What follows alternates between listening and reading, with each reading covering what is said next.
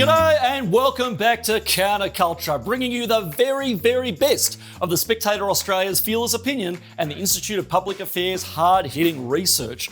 Well, in the immortal words of REM, it's the end of the world as we know it, but here on CounterCulture we feel fine. Today we'll tell you everything you need to know about the horror show that it was this week's budget. Libertarian extraordinaire John Humphreys talks us through what this spendathon means for everyday Australians. Judith Sloan takes aim at rent seekers from the childcare sector, and Sarah Dudley gives us a brilliant vision of Scomo's magical money tree. Plus, Alexandra Marshall returns to CounterCulture to talk about her harrowing piece on human rights abuses in China. And Rowan Dean joins me to talk appeasement, Afghanistan, and how we can beat the lefty lovies at their own game. Lots to talk about there, and lots to get through today, so let's get into it.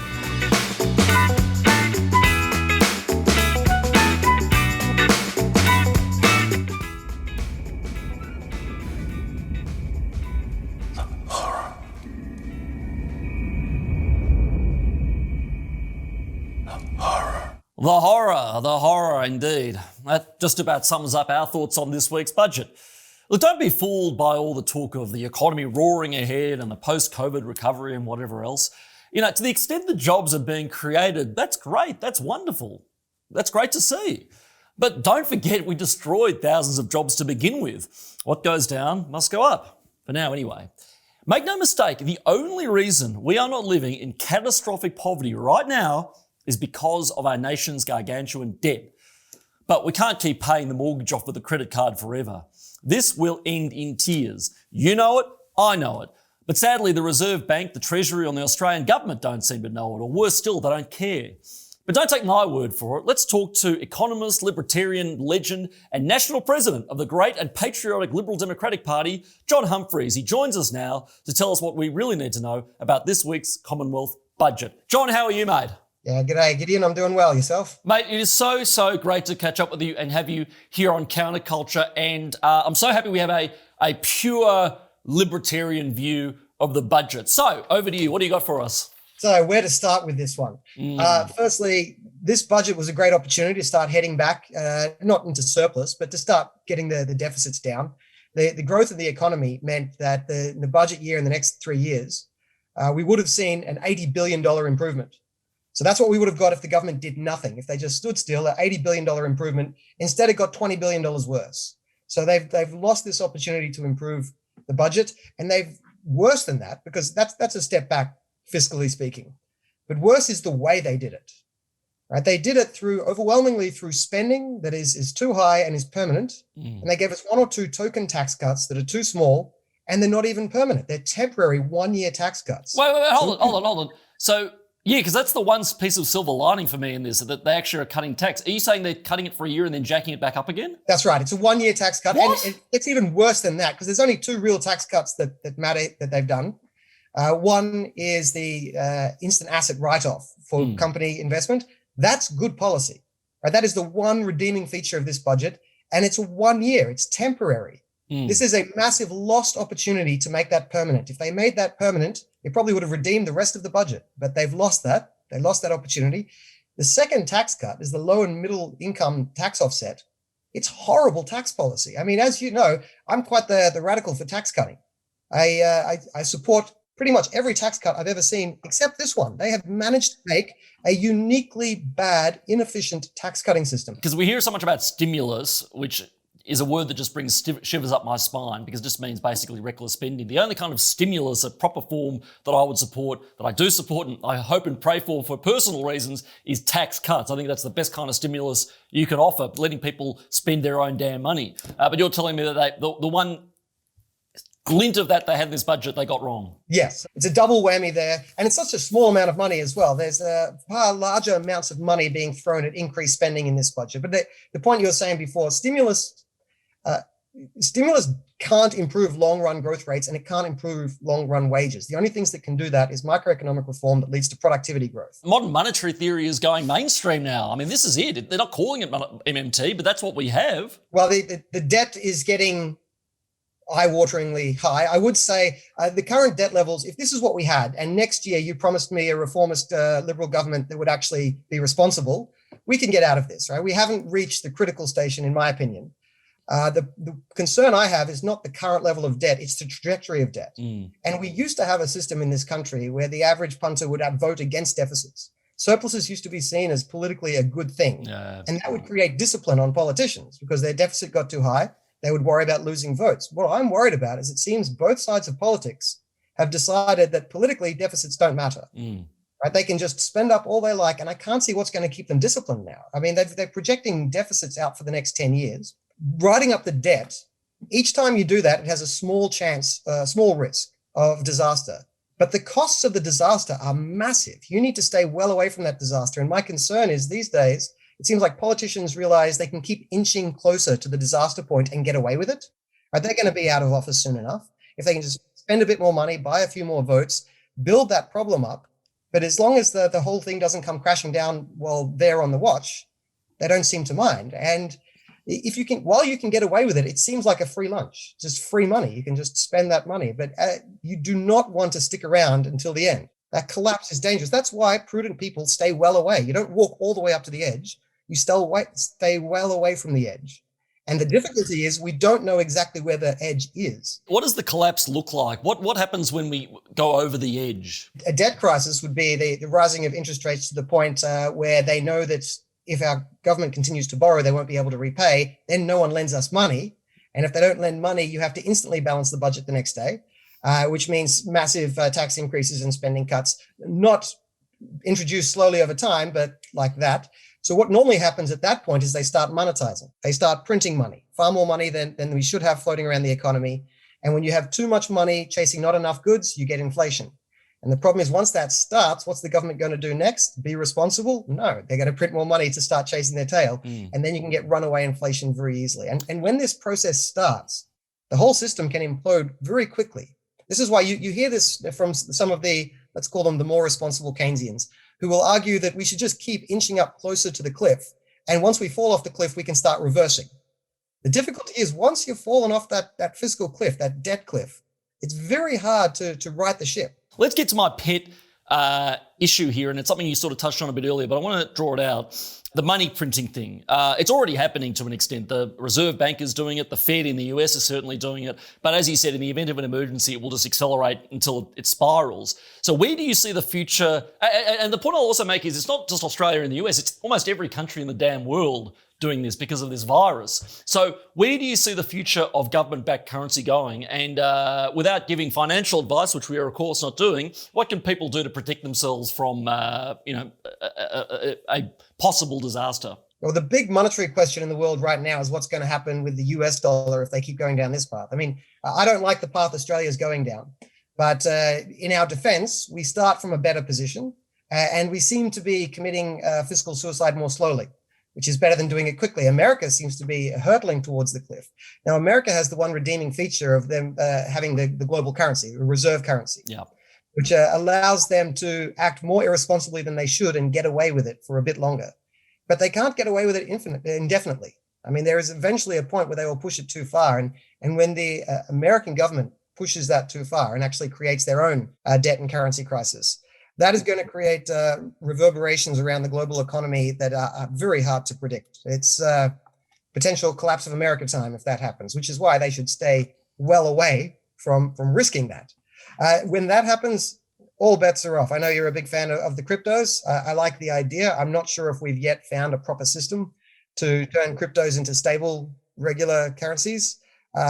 Personally, I'm a bit more old-fashioned. I like silver as my fallback. When the world collapses and we rebuild currencies, I would like a silver-backed currency. But hopefully we don't get there. What you've got to hope is that enough people start to get worried about the consequences of this bad behavior, this irresponsible fiscal behavior, and we start to right the ship. And this goes back to something I said before, so I'll repeat myself a little bit. We used to have one side of the argument pushing fiscal responsibility, and enough of the electorate responded to that so that it actually mattered. It actually came into the discussion.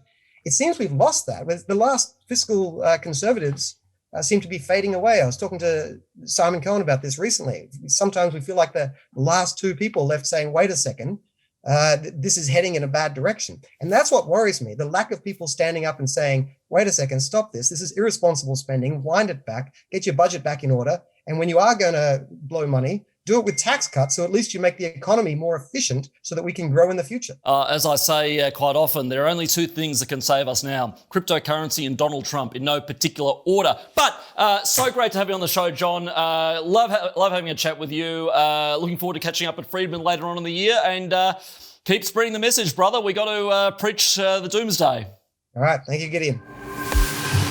Now, a lot of you are asking whether CounterCulture is available on the podcast platforms, and the good news is that it is. Find us on Spotify, iTunes, or wherever you get your podcasts. And if you're liking this show, you will love Morning Double Shot, a daily edition of Spectator Australia goodness brought to you by editor Terry Barnes. Terry is up bright and early each and every morning, scanning the news and offering you your first shot of comment for the day, helping you make sense of whatever madness the morning news brings, plus your daily highlights of what the Spectator Australia is saying about the issues that matter.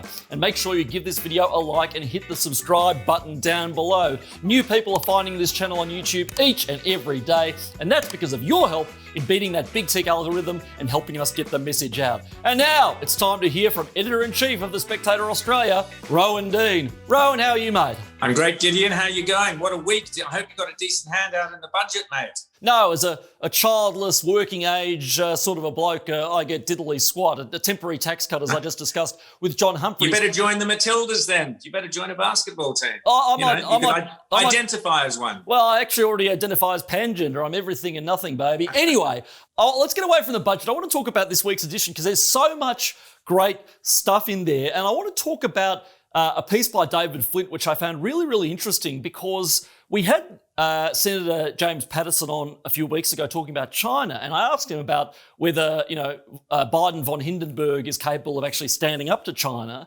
And he actually told me that for all of Joe Biden's foibles, he has actually filled the top positions in the White House in a foreign policy sense with bona fide China hawks, basically the biggest China hawks the Democratic Party had to offer. But David Flint has a slightly different take. Talk us through that one. We all hope James Paterson is correct on that.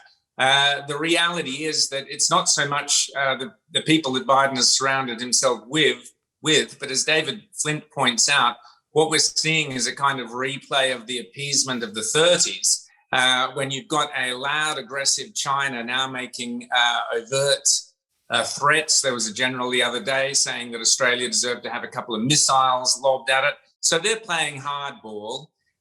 We, for our part, have simply stood on principle that if there is a principle at stake, and if China were to invade Taiwan, for example, or to threaten anyone else, then Australia would stand up and say no. So all the noise, the so-called drums of war, are coming from the Chinese side. Now, this is very reminiscent, Gideon, of the 1930s, when throughout the democratic West, universally, it was, and this is what David Flint writes about, all politicians of all stripes and all flavors felt that the best way to contain Hitler and Germany's ambitions and Germany's saber rattling was appeasement. And appeasement took various guises. There were some who say, let's just roll over and let them tickle our tummies. There were others like Neville Chamberlain who said, hey, let's get a piece of paper signed and, then we're all sweet. But the reality is that you can never appease these sorts of regimes. And David Flint's point is that Xi Jinping's worst nightmare is Donald Trump, because Donald Trump was the only guy who seemed to have the measure of him, seemed to be able to stand up to him. And it's not so much whether Biden has surrounded himself with policy wonks, because for a start, we know that policy wonks can be, untrustworthy at the best of times, or at the worst of times. But more importantly, the Biden administration is so weak. And as David Flint points out, what does China have on Biden, particularly via Hunter Biden, the laptop, the various dodgy practices, which in fact Miranda Devine is releasing a book all about very shortly. And we'll obviously be reviewing that in The Spectator, maybe get Miranda to write a piece for us.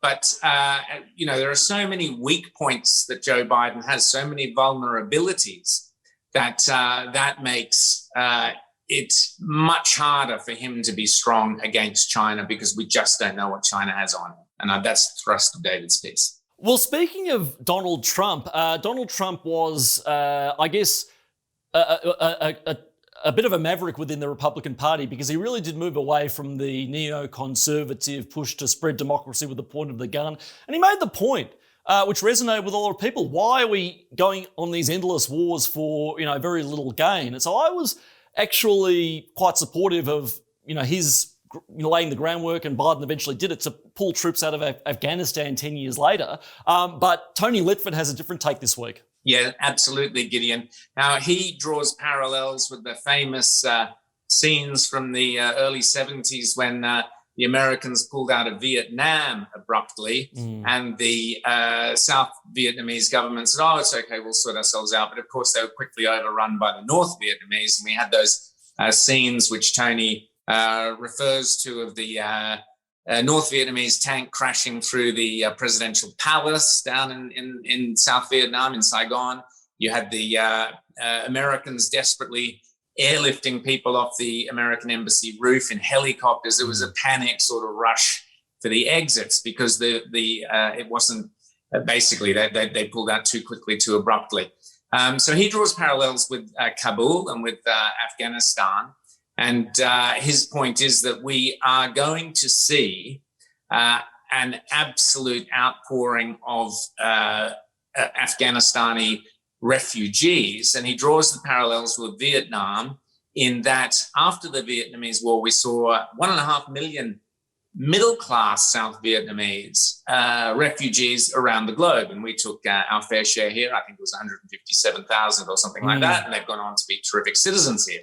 But he makes the point that there is going to be equally middle-class Afghanistanis who have done well during the years that, and let's not forget, America only has a small force there now, but it has maintained peace and stability. But during that, to an extent, during that time, there has been the growing of a middle-class, Afghanistani middle-class, educated their kids. The last thing they're going to sit back and just kind of let the Taliban, who are already blowing up girls' schools and doing God knows what else this week, they're not going to sit for it. So there will be an exodus that's similar to the Vietnamese exodus of prosperous, wealthy, or certainly better educated and middle-class Afghanistanis. And that will be the result. And he draws the parallel with those helicopters taking off from the roof. Look to those rooftops in Kabul and we'll see the helicopters leaving none too soon. In the meantime, thanks, Rowan. Brilliant edition this week. As I said, really, really, really interesting stuff. It'll be a great read over the weekend. And I will see you next week on time and on budget. Fantastic, Gideon. And also, I tell all Spectator people, look forward to that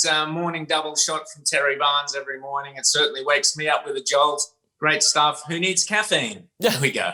Thanks, Gideon. And remember, if you want to read more from our outstanding stable of talent at The Spectator Australia, just head on over to spectator.com.au. And if you like what you see, subscribe to The Spectator Australia today to get instant access to all of our outstanding content, including the weekly Spectator Australia magazine, all the articles in our online section, flat white, and great international authors like Douglas Murray, Brendan O'Neill, James Dillingpole, and many, many more. Just call 1-800-809-233 and quote Spectator Australia TV. Well, back to the budget now. I want to share something about budget night that few people actually get to see. And everybody watches on TV and they see the Treasurer get to his feet in the chamber to deliver the actual budget, and that's all very well and good. It's a reasonably interesting show. But what you don't see is what's happening in the corridors of Parliament House itself, outside the chamber. You see, I've worked in Parliament House on budget night. And let me tell you that it is one of the most disgraceful spectacles that Australian politics is capable of producing, and that's really saying something. Budget night is a veritable orgy of crony capitalism, the night on which every rent-seeker, carpetbagger and two-bit spiv descends on our nation's capital to see how their particular racket fares when the Treasurer divvies up the spoils. Then they all go off to their cocktail parties and their plated dinners, boasting about the win they got for their company or their client with other people's money. Our money, your money, my money. Here's a look, for example, at some of the lobbyists' reaction to some of the spending announcements in this week's budget. Everybody gets a car! You get a car! You get a car! You get a car! You get a car! Everybody gets a car!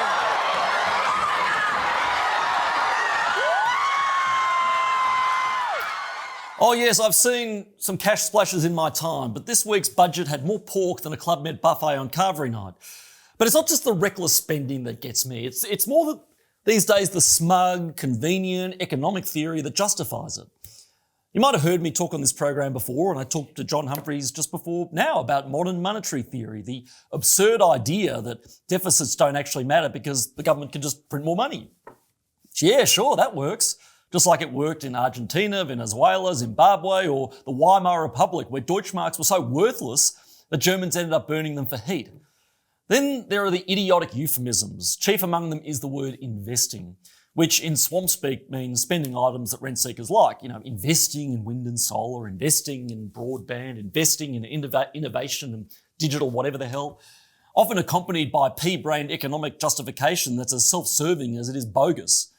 One thing we've heard a lot about lately is the importance of investing in childcare, with voodoo economics invoked at every turn to justify the billions upon billions we're handing over to what is now pompously referred to as early childhood education.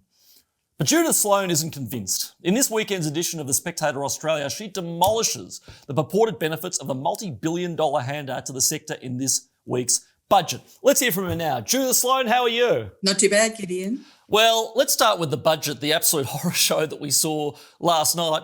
To paraphrase Richard Nixon, are we all modern monetary theorists now? Look, I think we are. It seems to me that it's a combination of two things. So Treasury have got it into their skulls that as long as the interest rate on the debt is below the growth in nominal income, national income, then, spend whatever you like. Seems to me that, a lot of treasurers probably like the notion of being Santa Claus and, no one's a loser, everyone's a winner.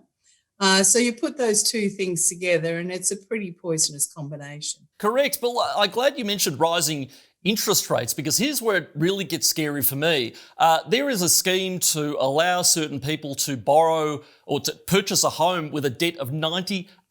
Firstly, who in their right mind would actually ever do that? But secondly, that's fine, very well and good when interest rates are so low. But what happens when they raise half a point, 1.2 points? Then to me, it seems like you'll get this wave of foreclosures. Suddenly, all the banks have bad debt on their hands. We've been here before. Am I wrong? Well, I think people have very short memories. That was the whole point of the sort of ninja loans, wasn't it? I guess there'll be some sort of government guarantee and we'll further add to the debt because people will be bailed out. But no, I think, it's kind of spend-a-thon on steroids. But here's the point. People do worry about household debt, and I kind of worry about household debt, but households have assets, right? And so by and large, you've taken on a lot of debt, perhaps to buy a house. That can be quite a good thing. It's not a good idea to put the grocery bill on the credit card, though, right? Now, this is really what the government's doing. So they're baking in all this inefficient spending. So the debt is kind of not debt. It's just the ongoing deficit between payments that are greater than receipts, and they build up. So at the end of, let's say, a 10-year period, what have you got to show? You've got nothing to sell, right? So it really is scary, as you say, in the context of interest rates going up. Let's move on to your excellent article in this weekend's edition of The Spectator Australia about childcare. And I was particularly struck with the opening paragraph where you talked about the old-fashioned or old-style kibbutzim in Israel, a kibbutz where back in the day, they don't do this anymore, but back in the day, the children were all actually raised in one dormitory and parents only spent a few hours a day with their kid, and that was in the collective sort of socialist system. Now, we're looking at that with childcare increasingly, where families cannot make do on one income. We are putting kids in childcare earlier and earlier, and we are funding it. This, to me, seems like real cradle to the grave stuff. Absolutely. But somehow, this really gets my goat, I'm afraid, that the sort of elite women think that, dumping children even longer in childcare centres, which make your children sick, by the way, is not only, good for you, but good for the economy. And somehow you should be expected. It's quite Soviet too. So in the sort of heyday of the Soviet Union, women were expected to hand their children over to childcare centres and then go and work in the factories, right? Yeah. And you were given no choice, right? So now it seems to be that that's the view, 3 days a week in childcare, no, not enough. We need 4, we need 5. And of course, the subsidies, though, are sort of a squirrel in the cage, really, because basically the providers have every incentive to snaffle the subsidies by putting up their fees. So, we're going to have this conversation in the next 5 years too, that, childcare is still unaffordable. Oh, it is unaffordable, and it's an amazing story when you think about it, because United Voice, the union, started agitating around the Gillard days in circa 2012 for higher standards in the sector. So they introduced all these minimum qualifications and so on. Then they turned around a few years later and said, well, because everybody has to be qualified, we deserve a raise. So there was that. Now it's unaffordable. Yep. It's heavily regulated. Providers will tell you it makes absolutely no difference in actual quality in the sector. Meanwhile, back when I was a kid, I was plopped in creche. That's what we called it then. What have we lost from this move from creche and daycare to early childhood education? Look, we've lost a lot. You see, I think, my motto is often just boils down to choice and competition. But one of the troubles with childcare is that there is only really one model that's subsidised. I mean, to a degree, daycare is, but that's fallen out of favour for various reasons, and it's reasonably raughtable, by the way. So, it's either the Soviet-style childcare centre with sort of pretty pictures around, or nothing. So the women, for example, who choose to stay home, also providing childcare services, I might add, well, they're not in the equation. And those who find childcare inflexible or not to their liking, they're on their own too. So it really is an example of, I think, very inefficient and expensive spending. But see, one of the points I make is that if you look at what's happened to women's workforce participation, really big increases occurred in the sort of 80s and early 90s, where there was basically no government spending on subsidised childcare. Now, more recently, women's labour force participation has kind of increased, not as much, but has continued to trend up. But if you then start to dig into the figures, it's been actually much older women who've been participating, which is partly a cohort effect. It's partly like people like me who, were educated and have continued to work. But it's not actually in the childbearing stages. So, look, I make the point, and this is true of lots of areas of spending on government services or quasi-government services, is that these things are basically transfers. The idea that they're efficiency benefits is just a justification by the providers to get their hands on more taxpayer money. Right? So, you might go along with the distribution implicit in that, that's fine, but you also mightn't. So, there are plenty of people who don't have children, for example, who are really basically being asked to subsidise those who do. That's what gets me, and particularly as somebody who is childless, who does pay taxes for other people. Let's call this for what it is. It's middle-class welfare. It is chiefly taken up by professional working women who want to keep their C-suite office, which is absolutely fine. But what's fascinated me in the article, and this is what I love about your writing, is that you just dismantled this idiotic argument that, as you said, it's some sort of it's improved women's workforce participation, and it's some sort of economic well, it's dividend. Good for the economy. But also, you see, they'll tell you it's the benefits of early childhood learning, because when you put your 3-month-old baby in the childcare centre, just think about the benefits of early childhood learning. But now, here's the trouble, Gideon. So we've had massive spending on childcare and early childhood learning for quite some time. Yeah.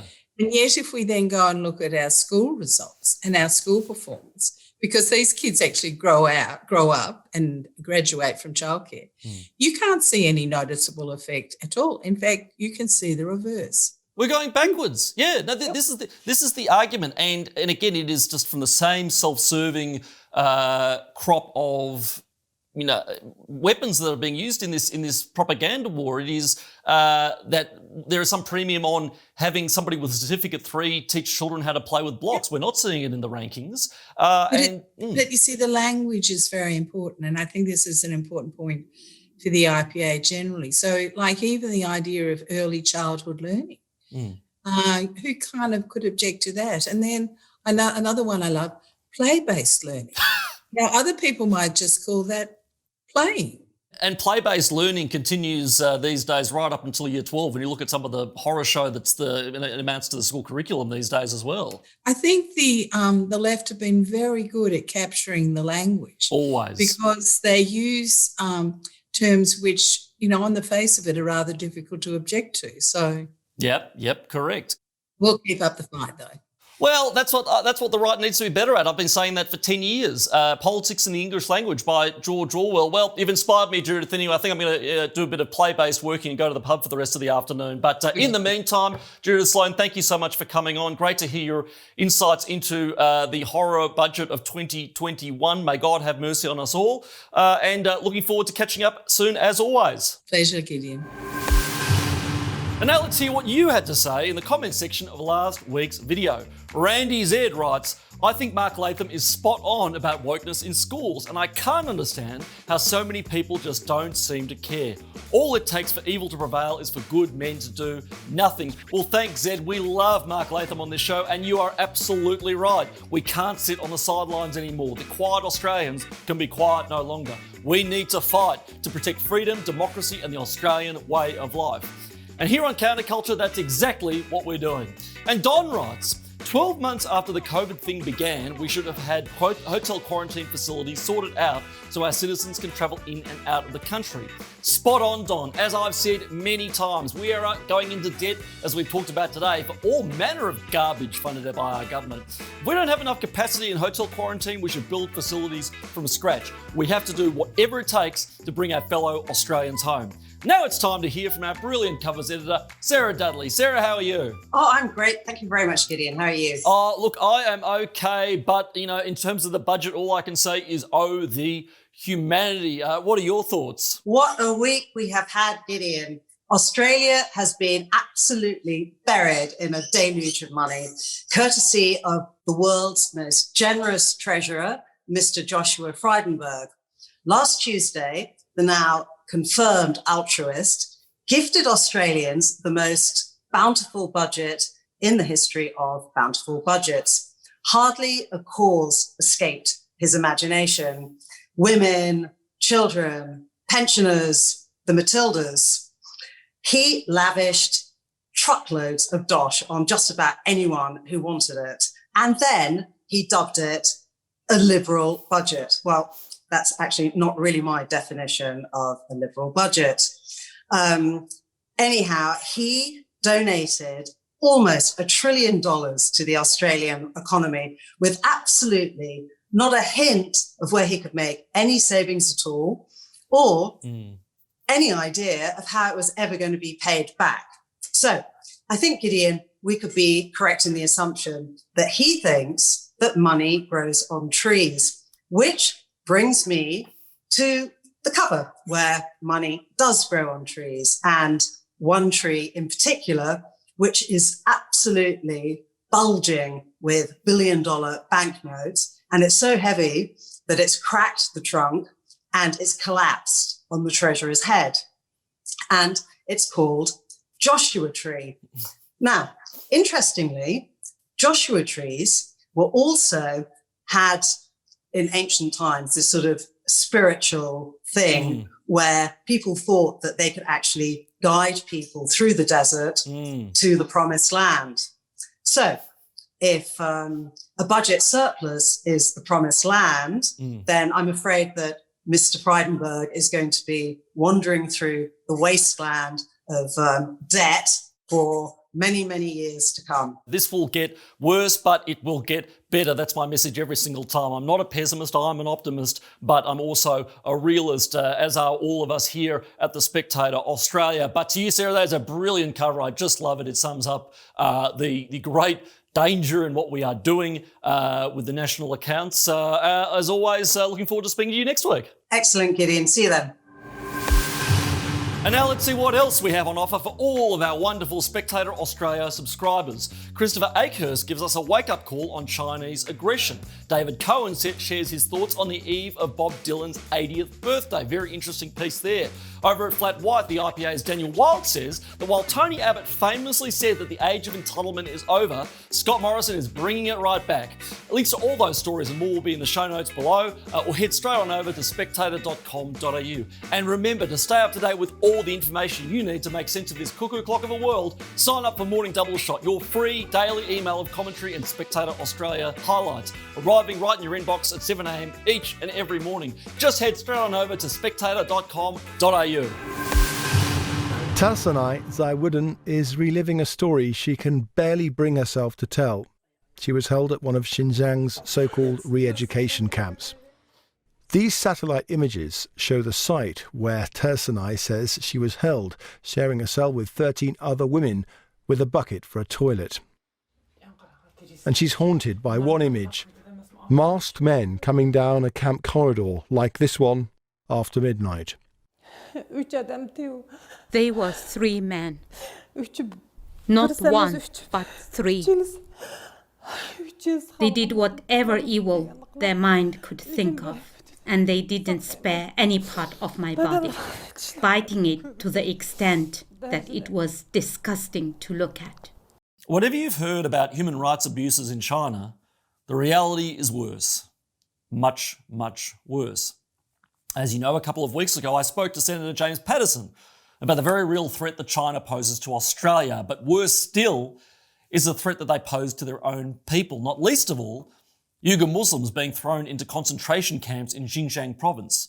In Flat White this week, Alexandra Marshall wrote the most informative and important piece you will read on what is really going on in China. Seriously, go to Flat White now and read it. It is very, very important. Alexandra joins us now to tell us about the horrifying realities inside the world's emerging superpower. Alexandra Marshall, how are you? Oh, thank you, Gideon. It is a pleasure to be here. Great to have you. Now, this was such an important article on Flat White that you wrote, and it's a harrowing one. It's a very serious one. But look, to start with, riddle me this. We hear so much about colonialism and systems of oppression and events that happened, 1 or 2 centuries ago in the West. But there's colonialism and real oppression happening right now in Xinjiang and Tibet and places like that. So how does that work? Yes, well, in Xinjiang, China is definitely showing us what it means to be a real imperialist. And China has been using a policy of expansionism and conquest for thousands of years, but it's still ongoing. So while the rest of the world kind of settled down a little bit, China has expanded its interest to take over neighbouring countries and provinces in order to usurp their resources. And in doing so, they, of course, have to suppress the people who are living there.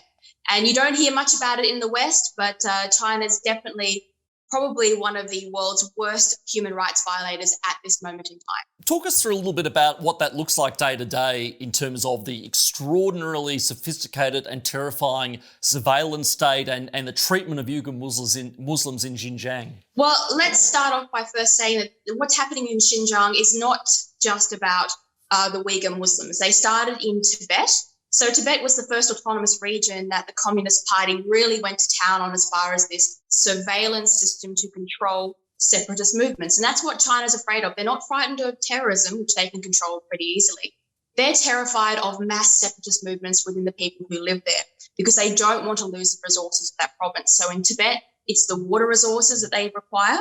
And in Xinjiang, it's the massive intersection of the Belt and Road projects and their gateway into Europe and Russia and down into the Middle East and also to very important ports and pipelines. And so in order to basically imprison a separatist movement, China has sold the narrative that it's all to do with Islamic terror. And they monitor every part of these people's lives from birth to death. They lock them up if they start to disagree or if they start becoming political with the Communist Party. And it's not just political suppression. They're also trying to basically replace them by their Move West policy, where they're funneling millions of Han Chinese into these tiny provinces in order to basically replace their populations and with it bring the communist ideology so that the locals are almost basically a minority in their own region, therefore their politics no longer matter. Yeah, I mean, when you talk about things like forced sterilisation and dilution of the population with, the Han Chinese and so on, I mean, this is genocide, isn't it? It's genocide by proxy. So instead of mass murder, which, I mean, don't get me wrong, the Chinese Party are killing people who they don't like and they're banishing off the streets, but far more insidious is the idea of repopulating areas with a different, not just ethnicity, but ideology. So it's not just a nationality that the Han Chinese bring with them, it's the love of the Communist Party and almost the brainwashing that's been going on in mainland China for so long. They're bringing that to the provinces. And so it's like re-educating the population via their family units. And so they basically have forced and arranged marriages going on. They prohibit people like the Uighurs and the Tibetans from having the many children, so that eventually in a few generations, China no longer has a separatist problem. It just dies off quietly. That is so terrifying. I want to go back to Tibet because I think it stands to reason. There's a particular military figure that actually designed this system and is now rolling out in Xinjiang. So talk us through, I guess, what happened starting in the 2010s in Tibet. Well, basically, I mean, Tibet was one of the first regions that the world sat up and listened to and paid attention to what communism was doing to other parts of the world. I mean, it was a big deal when Tibet was taken over by communism. They were burning monasteries, they were imprisoning monks. Dalai Lama had to flee to India, and then the world sort of forgot. But in the aftermath of this Tibet becoming part of China, we had the rise of Chen, who is a general who's now part of the top echelon of China's party. He's one of the 25 most powerful men in China, and he designed a system to basically entrap and suppress the people of Tibet. Now, that includes putting thousands of police stations, checkpoints in every city block of a city. You're tracked by your DNA. They're making these big DNA registers so that if anybody in your family commits a crime, they can track you back wherever you are. You're not allowed to worship. If you are, you're bussed off to a re-education camp. It's all the sort of the worst parts of George Orwell are in Tibet, and it started with Chen.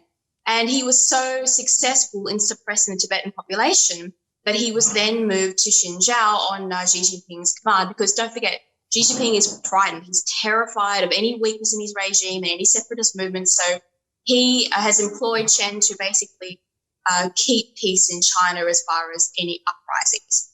But there's one quote I want to read to you, and it was from the Dalai Lama's older brother, and I think it really shows us what communism is today and what it means, and I think it'll ring true to your audience. He said, and he's writing just after communism took power, as they described their paradise, it sounded like hell on earth to me, a life of grey, uniform dullness, without warmth, without individual human love and affection, a life not worth living and a world not worth living in. And I thought that was really poignant to what's happening to China today. Well, it's interesting. And look, let's hope that, as with every regime that depends on, state terrorism and central planning and a controlled economy, it all collapses in a heap. But until then, Alexandra Marshall, thank you for writing an excellent, excellent must-read piece. Thank you for shining a light on what the real problems are in China and around China. And as always, looking forward to speaking to you again soon. Thank you very much. Well, this program is a co-production of the Institute of Public Affairs. For 78 years and counting, the IPA has been Australia's voice for freedom, democracy and the Australian way of life. Our research makes the case for freedom of speech, the power of the free market, an honest debate on climate change and the timeless value of Western civilization. Now, we don't receive a cent of funding from government and are not beholden to nervous advertisers. We speak out only because of the support of the thousands of great Australians who are proud and paid up IPA members. So sign up now to the Institute of Public Affairs to support our research, as well as exclusive benefits like priority access and discounts to IPA events, our quarterly magazine, the IPA Review, our weekly email roundup for freedom enthusiasts called Hey, What Did I Miss? Regular updates from Executive Director John Roscombe offering his take on the tough issues of the week, policy updates from our gun research team giving you all the ammunition you need to own that lefty mate at your next insufferable dinner party, and some merch as well, as you would expect. And of course, on top of all of that, you'll be supporting the IPA's research to defend freedom, democracy and the Australian way of life. Just head to ipa.org.au/join, sign up today and join Australia's voice for freedom. Well, that's it for today's edition of CounterCulture, right here on Spectator Australia TV. All Spectator Australia content and IPA research featured today is available in the show notes down below, so click and have a read. And remember to sign up for regular updates with Morning Double Shot over at spectator.com.au. And remember, to access all the content from the Spectator Australia, just call 1800 809 233 and quote Spectator Australia TV. Until next week, friends.